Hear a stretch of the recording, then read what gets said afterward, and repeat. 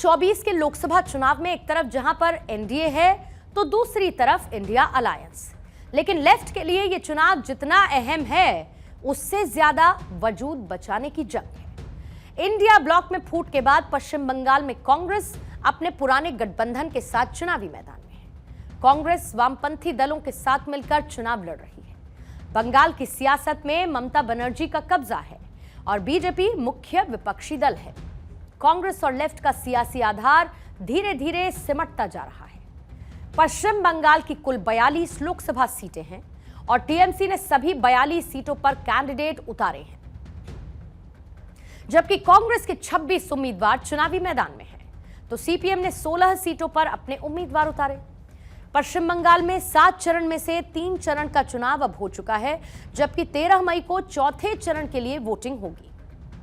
ऐसे में सवाल यह है कि 2024 के चुनावी मैदान में कांग्रेस लेफ्ट मिलकर कोई सियासी करिश्मा दिखा पाएंगे क्या?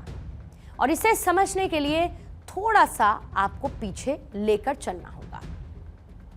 एक वक्त था जब टीएमसी प्रमुख ममता बनर्जी, सीपीएम के महासचिव सीताराम येचुरी, कांग्रेस के अध्यक्ष मल्लिकार्जुन खड़गे और राहुल गांधी एक साथ इंडिया गठबंधन के मंच पर खड़े नजर आए थे।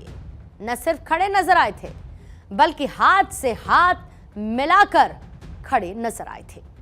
ऐसा लगा था कि बंगाल में इस बार आमने सामने की लड़ाई देखने को मिलेगी, यानी कि बीजेपी बनाम विपक्षी गठबंधन। लेकिन वाम मोर्चा की अगुवाई करने वाली सीपीएम के महासचिव सीताराम येचुरी ने दो टूक कह दिया कि वो बंगाल में टीएमसी से हाथ नहीं मिलाएंगे, और इसके बाद कांग्रेस टीएमसी में गठबंधन की संभावनाएं पैदा हुई।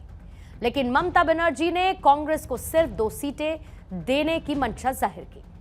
कांग्रेस की चाहत कम से कम 5 सीटों की थी। एक समय था जब भारत की राजनीति में लेफ्ट फ्रंट की भूमिका बहुत अहम मानी जाती थी।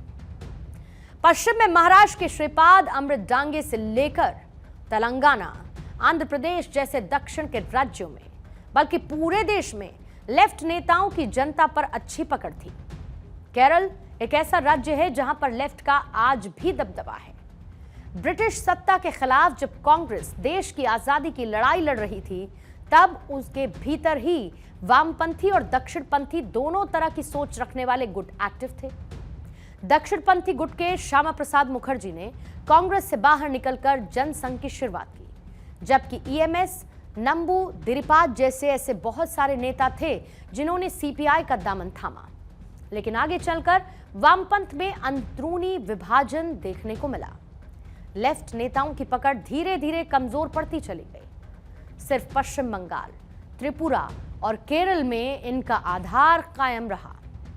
केरल में आज भी लेफ्ट की सरकार है, लेकिन पश्चिम बंगाल और त्रिपुरा में लेफ्ट फ्रंट की हालत खराब है। और हालत यह है कि आज त्रिपुरा में बीजेपी लगातार दूसरी बार सत्ता में आ गई और पश्चिम बंगाल में लगभग 3.5 दशक तक राज करने वाली सीपीएम और उसकी सहयोगी पार्टियां हाशिए पर चली गई हैं। ऐसे में समझना होगा कि लोकसभा चुनाव 2024 में लेफ्ट कहां पर स्टैंड कर रहा है। पश्चिम बंगाल में अपनी खोई हुई जमीन को लेफ्ट फ्रंट तलाशने में जुटा है, जो कि इतना आसान दिखाई देता नहीं है।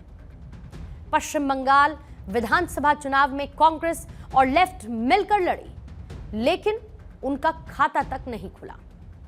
बंगाल में 2011 के बाद से लेफ्ट का सियासी आधार चुनाव दर चुनाव घटता चला गया और इसी तरीके का सियासी हश्र कांग्रेस का भी हो रहा है। लेफ्ट 2019 में भी कोई सीट जीत नहीं सकी, जबकि कांग्रेस 2 सीटें जीतने में कामयाब नजर आई थी। यह है यहां का समीकरण और यहां की सियासी स्थिति।